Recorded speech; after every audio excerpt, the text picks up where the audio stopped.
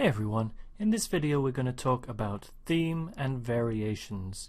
There are two kinds of theme and variation forms. There's a sectional form and then there's a continuous form. Continuous variations, which we're not really going to deal with too much today, include passacalias and chacones, where the base material is the same and sometimes a harmonic progression, and then the melodic material is varied on top of them. What we're going to look at are the sectional variation forms, where you have a little piece of music and then you have different variations of that piece in a sort of laid out pattern. So you start with the theme, go through variation 1, 2, 3, 4 until you're done. So if we listen to the theme that I have up before you, you probably recognize it.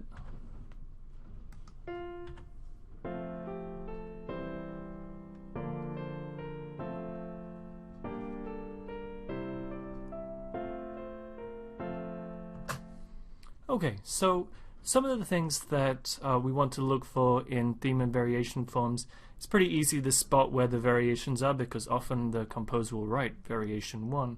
So what we're looking at as analysts is what exactly has been done to the theme to make it into variation 1, variation 2, so that as performers we can help the audience understand this compositional process. So let's listen to variation 1 and see if we can figure out what has been done to the theme.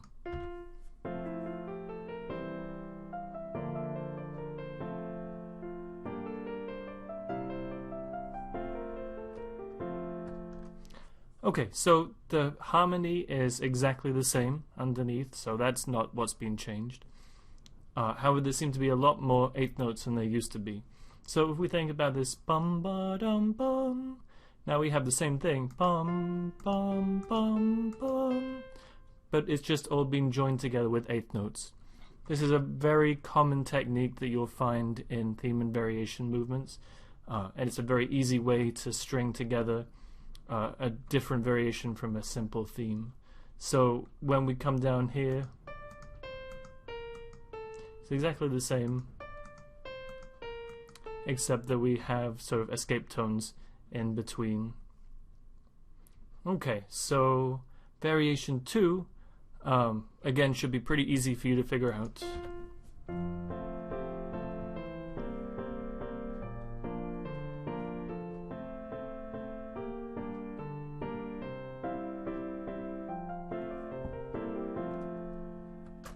So basically we've just changed the time signature. So changing the time signature makes the way that the measures flow feel very different because of the way the accents fall. So in 3/4 we really have one big accent and it's on 1.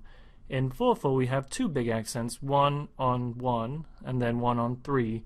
It's a little bit weaker but still fairly strong. So all that's happened here is the rhythm's been changed a bit. The harmony's all the same, just we've stretched it into 4/4. And then change the ending a little bit to make it a little more conclusive. Alright, variation 3. You'll see very quickly what this one is.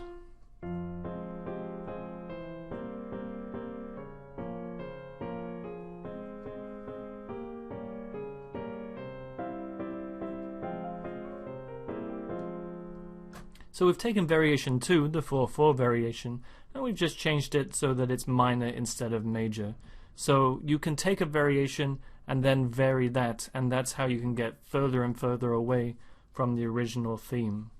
Variation 4 and variation 5 are a little bit more interesting and compositionally complex. So try and figure out what's happened with variation 4.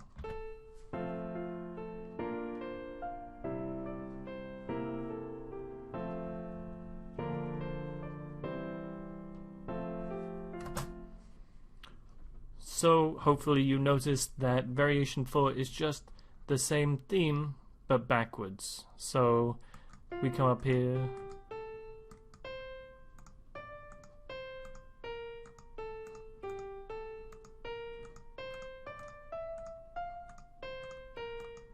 and then I just expanded the beginning so we didn't start with a dotted half note, which would have been a bit strange. So that's what we call retrograde. So when we have a retrograde, we've just played something backwards, and I've messed around with the harmony so that it works with the new backwards melody. And then last but not least we have variation 5.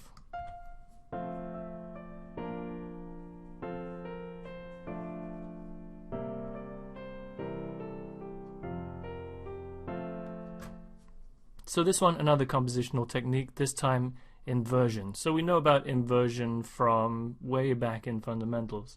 In this case, what's happened is for every step up or leap up, we take a step down or a leap down, and vice versa.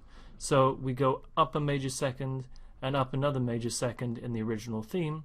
So here we come diatonically down a step, down a step. So if we were doing this in terms of like real intervals, it would end up being and then a minor third, which would be a bit strange. Kind of jazzy, but a bit strange. So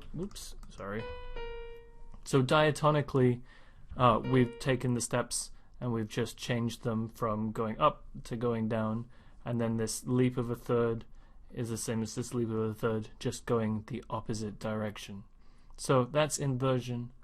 And that's basically all there is to know about theme and variations. It's just about spotting what the composer has done to make the original theme into the variation that you're looking at.